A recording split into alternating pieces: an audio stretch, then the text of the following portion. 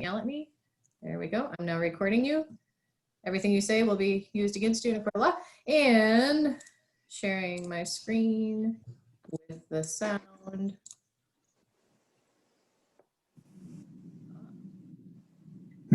Oh, Oh, Oh, here we go. Wait, here it comes. And bing. There we go. nicely done. Thank The you. bar. Thank you, Jerry, for sharing that with me months and months ago, and I forgot. good job. Ooh, you guys should try that.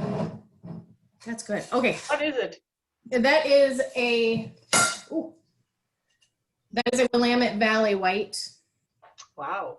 called Recorded in Dublin. It's a this is Spinal Tap reference. Okay, now that we're recording all of that, that's awkward. I don't see any guests tonight. So hi, y'all. Thanks for joining. I hope everybody's having a great week, short week. Rotary News, I wanted to bring it to your attention and I will post it in the chat that it is Basic Education and Literacy Month. I'm going to post in the chat a blog post from Rotary International so you guys can read up on that when you get a second. And where'd you go, Ron? So I can actually look at you. Mr. Mead. Ron Mead is our foundation chair, and he has a presentation for us real shortly. A short presentation for us. English is not my forte, so I will turn it over to Ron. Oh, thank you. You're welcome. Yes, I have a Paul Harris presentation this evening, and it's hopefully not too long, but presentation of the Paul Harris Fellow recognition is Rotary Foundation's way of expressing its appreciation for a substantial contribution to its humanitarian and educational programs. It's named for Rotary's founder, a Chicago lawyer who started the organization with 3 business associates in 1905. A world of peace and goodwill comes closer to reality today as Scott Nelson becomes a Paul Harris Fellow. The gift of $1,000 to the Rotary Foundation's educational and humanitarian programs is a commitment to peace and to a better life for people Scott and the membership of this club will never meet. It is because of gifts such as this that the Rotary Foundation can carry out an array of programs that achieve beneficial changes in the world, improve living conditions, increased food production, better education, wider availability of treatment and rehabilitation for the sick and disabled, new channels for the flow of international understanding, and brighter hopes for peace. In becoming a Paul Harris Fellow, Scott joins a remarkable company of persons throughout the world. They are recognized for their devotion to the ideals of goodwill, peace, and understanding, a goal of Rotarians the world over, and one that Scott clearly shares.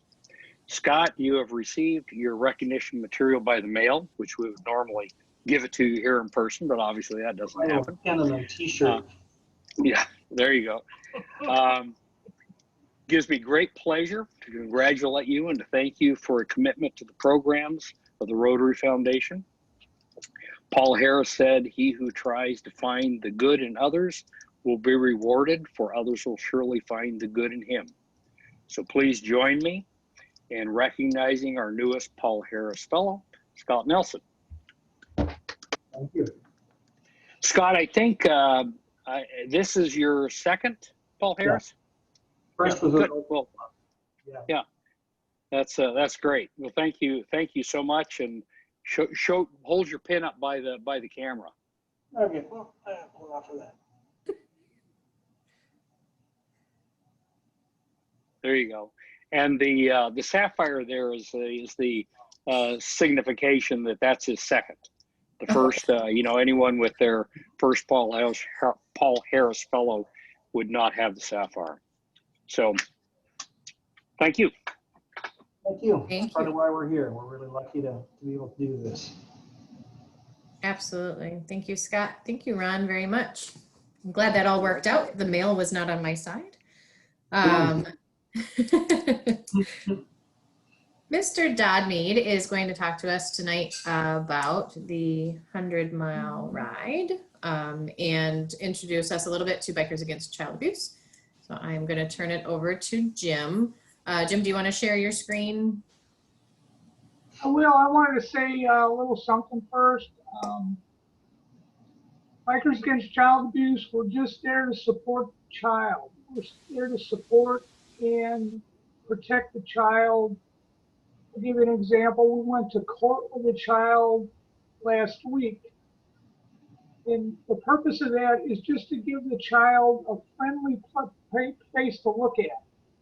Instead of having to look at the perpetrator, they have some people they know, they're friendly with, somebody to look at besides somebody that's glaring at them. We did invite another young lady, about 3 years old. She was abused by her father, or supposedly abused by her father, but now if she gets scared or she has to go to court or whatever, we will go to court with her or go to her house and make sure that nobody can hurt her. So the website is Baka World, and they did a really nice video. I was going to play the video for you. I hope it works out. Let me know if you can't hear it. Are you seeing me, or are you seeing the Your desktop, your email. on my email? That's, yeah, I'm gonna have to.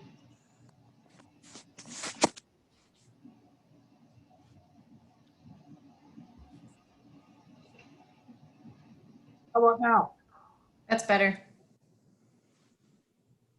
Hi, everybody. Get out of Baka. Wow. The knowledge. Can you hear it? Yeah. Yep.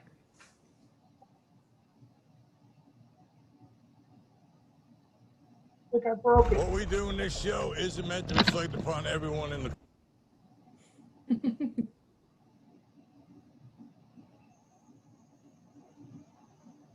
knowing that I've done something that no one else can do. And that's to give a child their life back.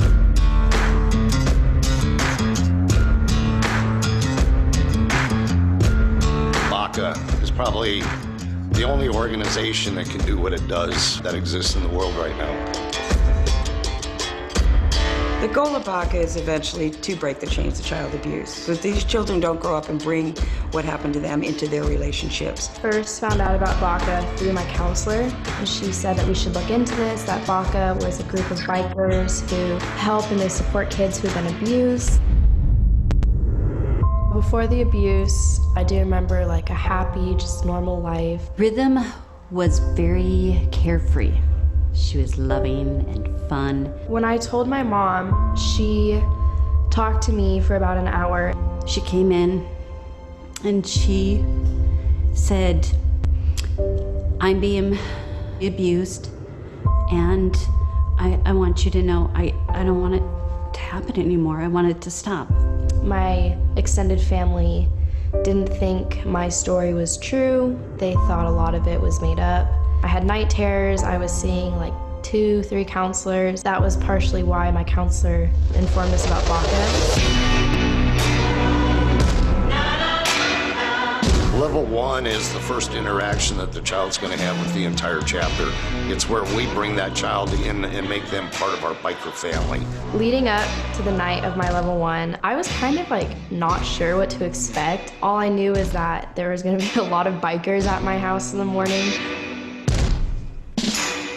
That when a child's been brought into Baka, and we decided that it's a case that fits our mission, we as the chapter as a whole will ride off to wherever the child feels safe at to meet. That means the whole chapter goes, everybody's had a background check for bride.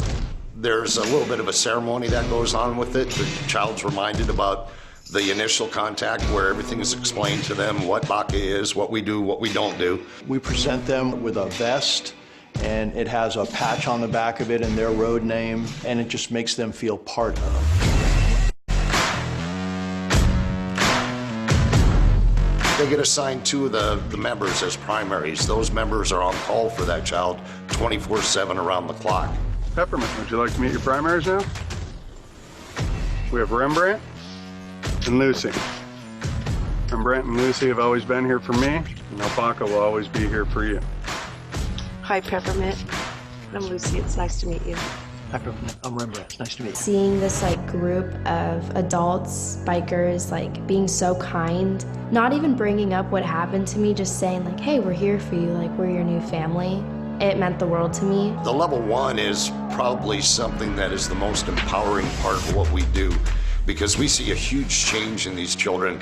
After about 40-45 minutes, those kids are interacting with our members. In some areas, they go for rides with the membership. They take them on a short ride around the neighborhood. They looked at her like she was just another amazing young kid. We're just there just to empower them, to show them that there's people out there that really care about them, and that they're becoming part of our family. And then when they become part of our family, that we have their backs. When there's a court case, if the judge allows us, we will escort that child to the courthouse. A lot of times when kids go to court, the family members of the perpetrator will show up and they try to intimidate that child. Carry me home when the light in my eyes does fade. Carry me home when the shadow comes to take me away. Lay down my bones, knowing I'll be in a better place. Release my soul, carry me home. Carry me home, there's a sorrow down in the ground. Carry me home, don't you weep for I am freedom bound. Lay down my bones, there is peace within the light I found. Release my soul, carry me home. Are you scared? No, You're not? my friends are a lot scarier than he is.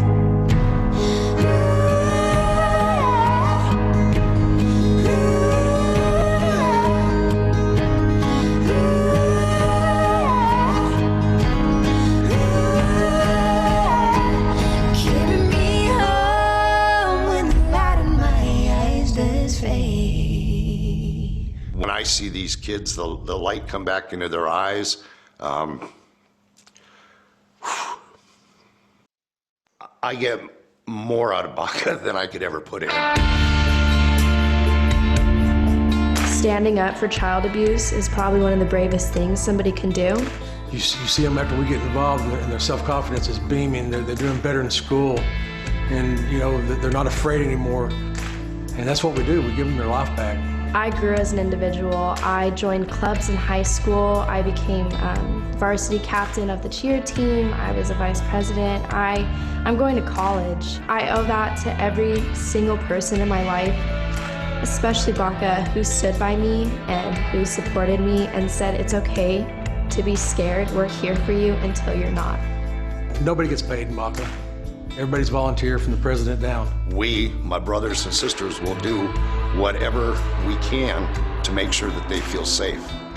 And when we do that, they can trust again and they can start being kids again. That's what I get out of Baca. Everything on this patch means something. The white is the innocence of the child. The red is the blood that's been shed. The black represents the dark times that that child is going through. The skull and crossbones is death to child abuse.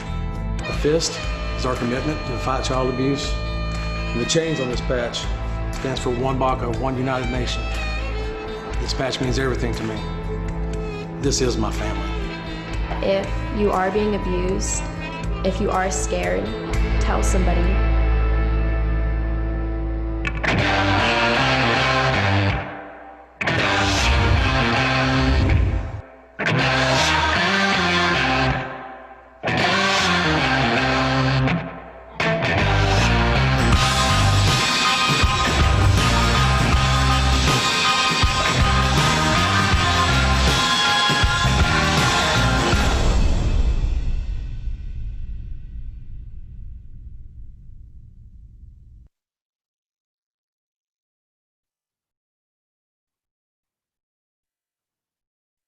Did that play okay?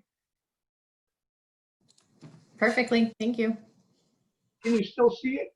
Yep, we hit unshare or end sharing up at the top. No, I gotta share some more. Oh, okay. Okay, so my wife likes to mess with me because I'm hanging around with all these badass bikers and I'm like the kind of the quiet guy. So she always thinks I'm gonna scare the bad guys. She's messing with me.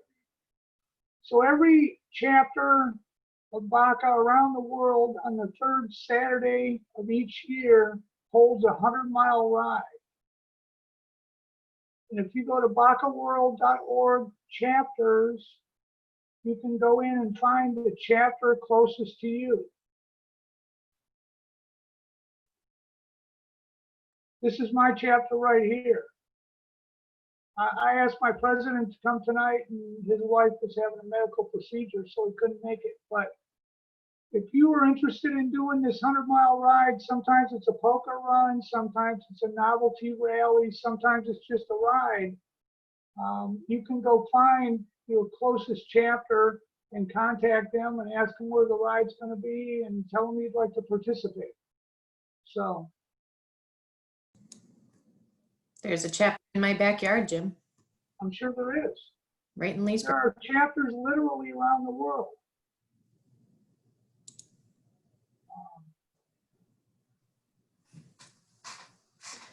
So how long have you been a part of this? I've been involved in 6 or 7 years.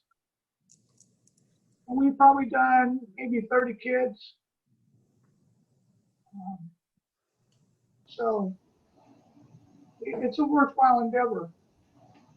I would like to have my president come and talk. He's very gregarious and likable as opposed to me. So I would like to get him to come and talk. He does a great presentation. But I thought they did a good job on the video, so I wanted to play that. Yeah, the video was awesome. Yeah, does anybody have any questions? First of all, I like you. I think he's very gregarious, right? Well, let me write that down. I've noticed that nobody in the video is wearing an Aero Stitch and driving a BMW. I'm not sure if I'm scary enough. Well, that was the first thing I thought of. Is I don't think my persona would quite match. Yeah, my persona doesn't either, but I'm pretty well received. So yeah, it's still important for the kids to have somebody that's a larger family. Is what it sounds like. Really, that's what it's all about. Well, looking after the kids, giving them somebody they can trust, you know. Yeah. Yeah.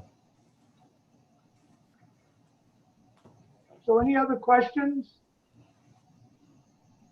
So I stop sharing my screen now. Okay. That's Okay, awesome. I'll get my president to come and talk sometime. Yeah, that would be very good. I appreciate you, like, on the spur of the notice, spur of the moment, no notice, talking to us tonight, though, and Well, I presenting hope I that. conveyed it okay. I put the link in the chat. Yep. So if you want to go look at your chapters. Yep. Well, guys, we have half an hour to discuss what you've just learned, or whatever else you want to discuss. I kind of searched around to see if there was any Rotary news. There was so much big news in the last couple weeks that we talked about already, with polio being declared, Africa being declared polio free. I haven't even finished that glass of wine yet. And Jennifer Jones being announced as president. There's a lot of stuff going on, but not really much this week. Does anybody have any happy bucks moments to share?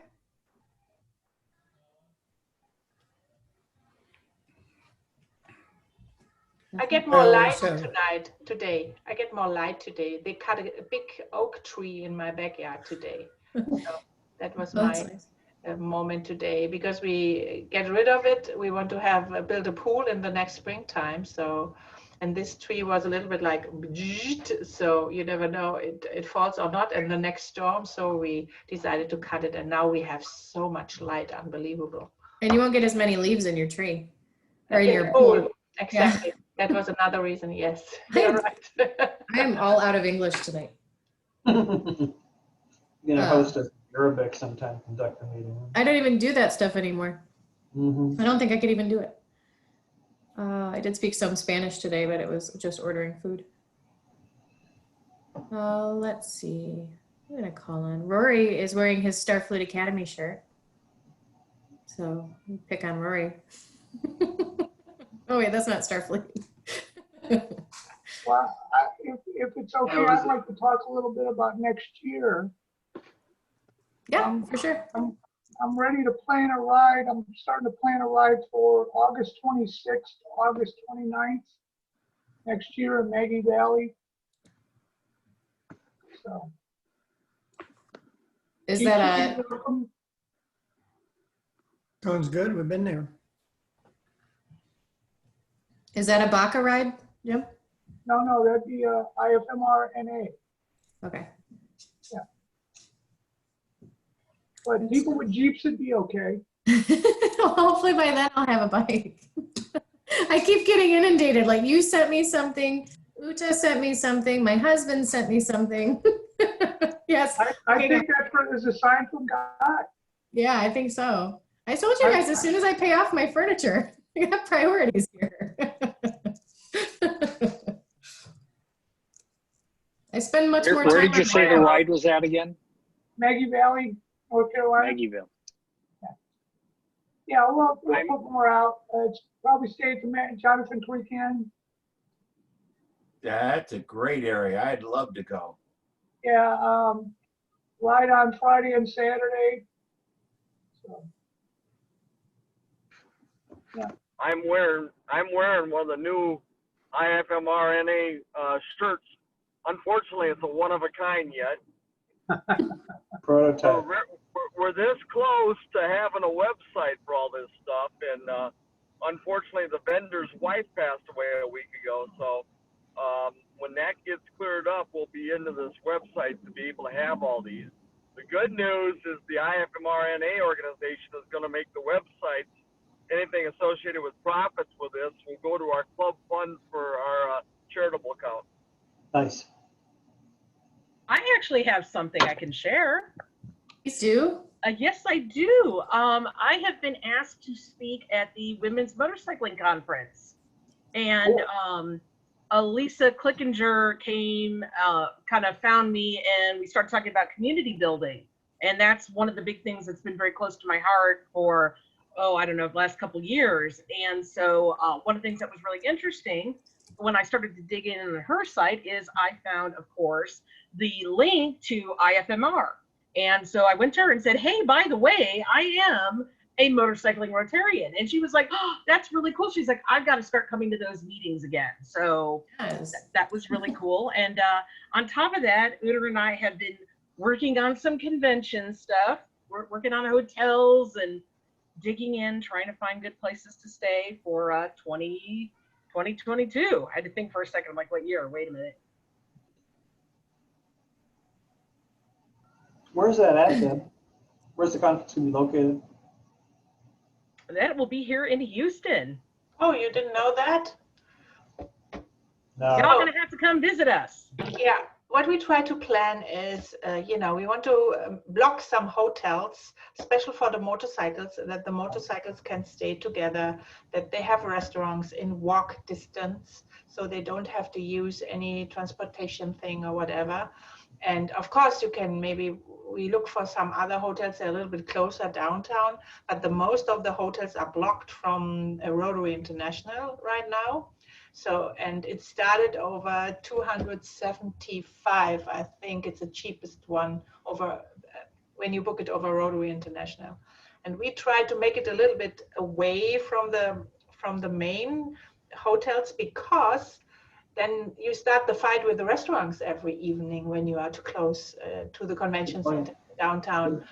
So this is why I try to get you a little bit out of that, but in a good loop, because I have a city transportation net. So, and there's one hotel, I hope we have not spoke with them right now, that they have something like a shuttle service.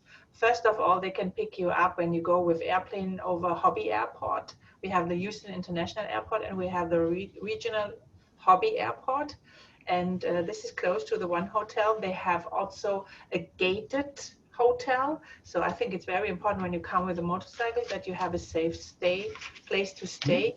And it's hard in the city also to find parking spots for so many and safe for the bikes. And this is another reason why we are focused a little bit more on this part. And of course, that you guys can all stay together. I think that's the important thing on a convention. And for me, it's not that far away also, because it's a little bit more in the south. So, and that comes a little bit more from the international airport. So that we both are in a good strategy location for this convent. So, but you have to think about it. You want to come to Houston or not? Because when we need very soon block the hotels for this time. And, you know, and maybe you want to stay a little bit longer, maybe for a week, and then we could make a nice trip to the hill country. Sounds interesting. But you would stay somewhere else for the hill country, huh? Excuse me? Wu-Tang, Yeah. as soon as you get that information, let me know, because we will publish that at IFMR as a whole. There'll be a number of those people that'll want to stay with us, number one, and number two, then we'll have to work on seeing where we can rent some motorcycles, because there'll be a half a dozen of those people that will want to do a ride with us too. I'm working on that as well with the motorcycles.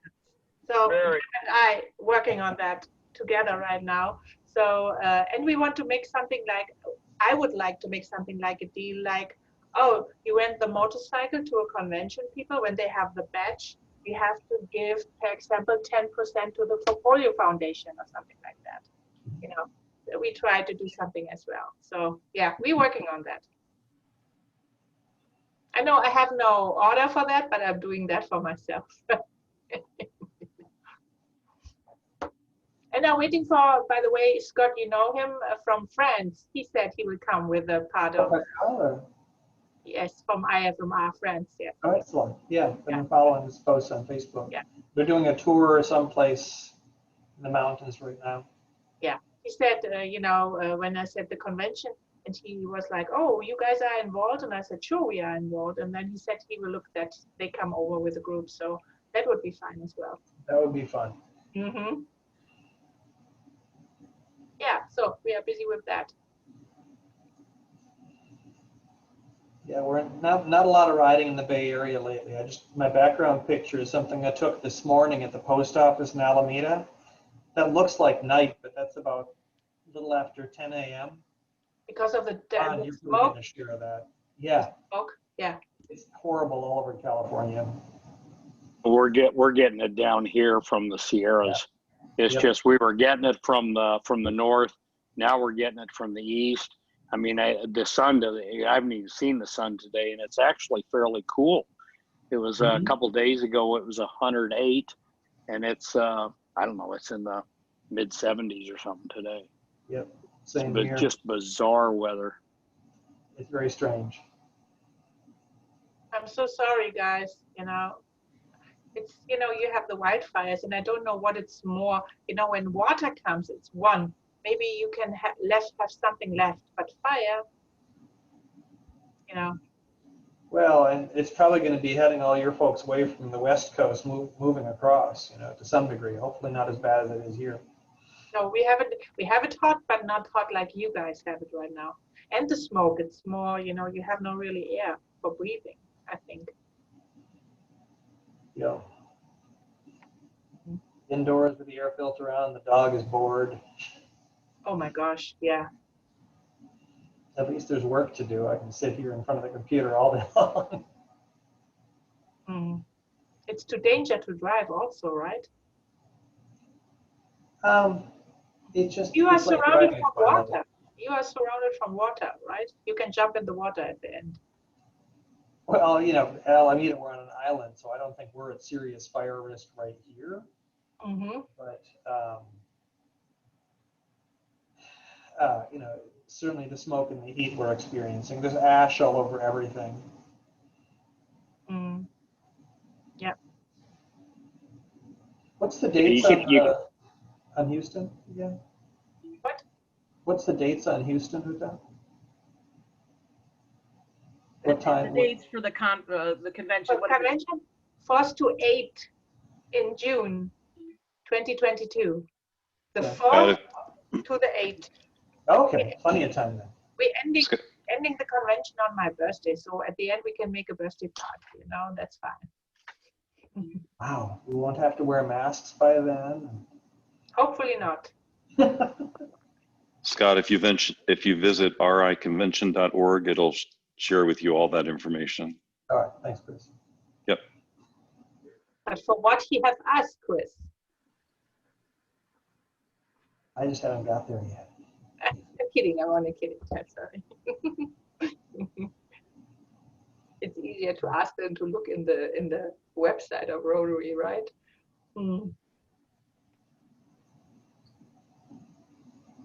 I was just looking up the Jonathan Creek, and we've got friends that are not too far away from there that we keep threatening to go see. So that would be a good motivation to go to that. Mm-hmm.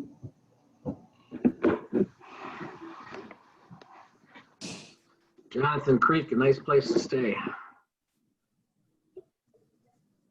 Well, by then we'll be empty nest, so I think.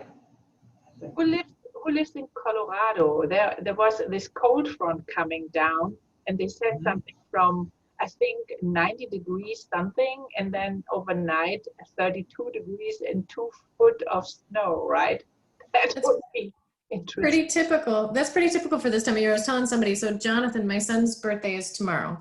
He was born when we lived in Colorado. So on the 8th of September, we had 6 inches of snow. And when I brought him home from the hospital, it was 100 degrees. Wow. That's just how Colorado do. I call Colorado weather bipolar weather because I was up there in January and it was beautiful, 60-degree day, gorgeous, and the next day was like a foot of snow. So, yeah. I saw more white Easters than I saw white Christmases. That sounds like Germany.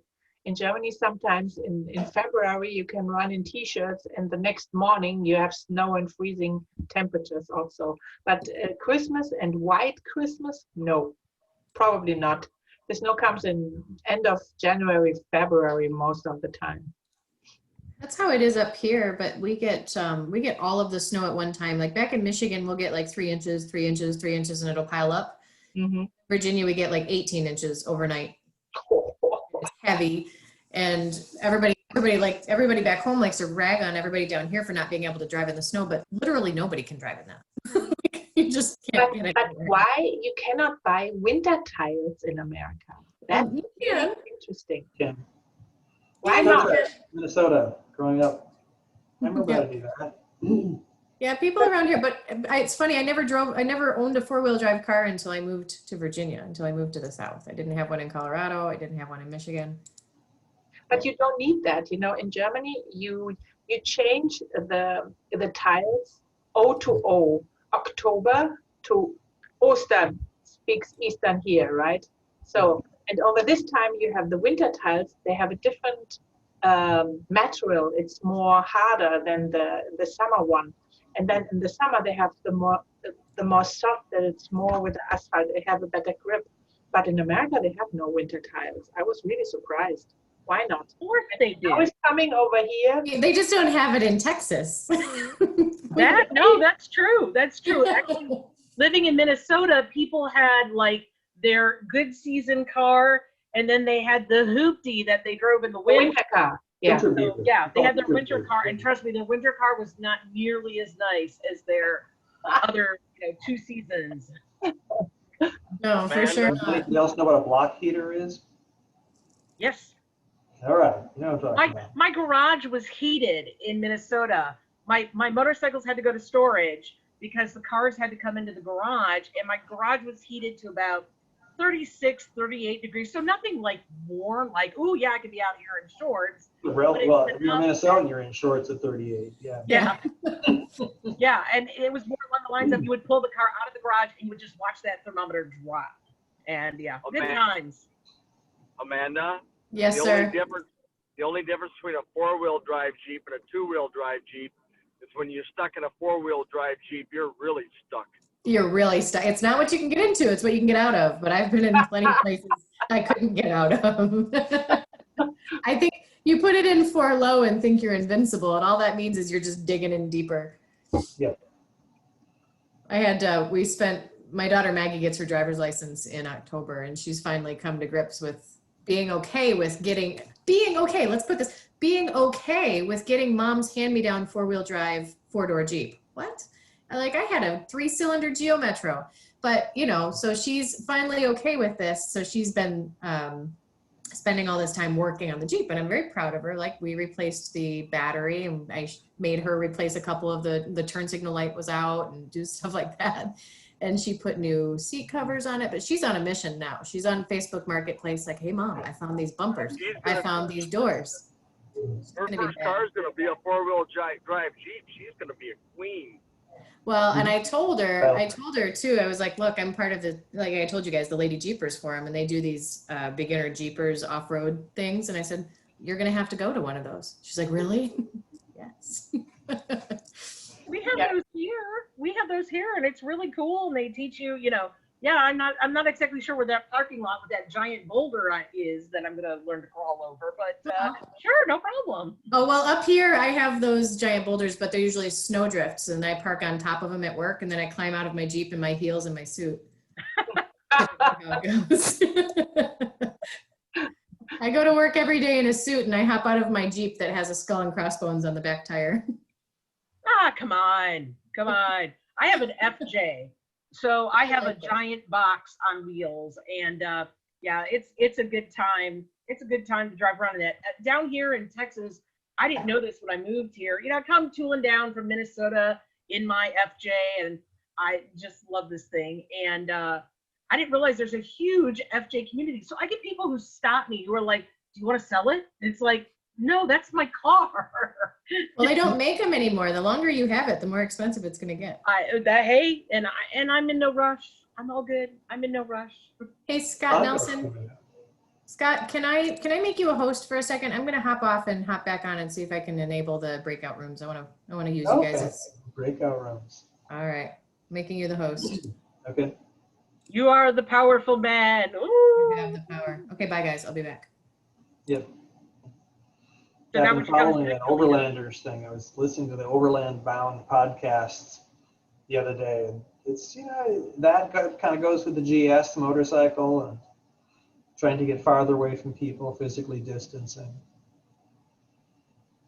I just saw a video today from my brother. He sent it to me over cloud. He was on an Alpencross in the last week with a bicycle, not with motorcycle. But I do with the motorcycle, he make with the bicycle and more, danger things. And he was really driving up the Alps. He was going over Austria to Switzerland and Italy at the end. He was in North Italy, and there was going like a very small hanging bridge over one of these mountain rivers. Wow. I said, unbelievable. And then there was one video he made with the GoPro. There was a GS adventure, and he talked with his buddy, they was going, and he said, look, this is what my sister is driving. He told him. And I said, no, that's not true. This is a GSA. I have not that kind of bike. But it was funny, when he talked on the video over me because of the motorcycle. That was crazy, I thought. But it's danger. He said that was a lot of adrenaline when they was going from the mountains down in what is speed. Sometimes they are faster than the motorcycles, with this mountain bikes. So unbelievable. But he said it's the last time. He's too old for that crap now. Too danger. Yeah, that's how I picked up my GS. The prior owner said that a year or so ago he had brain surgery, and the surgeon told him he doesn't do do-overs. Oh.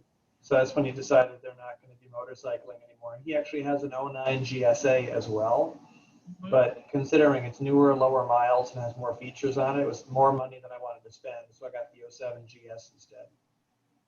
There's so many people they buy. I remember when I asked, I want to ask for a triple black GSA. I rode her as a rental bike in Germany. Wow, what a cool bike, really nice, you know. And you think first when you stay in front of it, wow, this is so huge. But you know, my legs are long enough, God bless, you know, so it was not really an issue. But they are so pretty expensive, especially the GSA. And there are so many people that buy it, then they feel, oh, this bike is a little bit too big for me, and then they sell it again, you know. I cannot understand that, because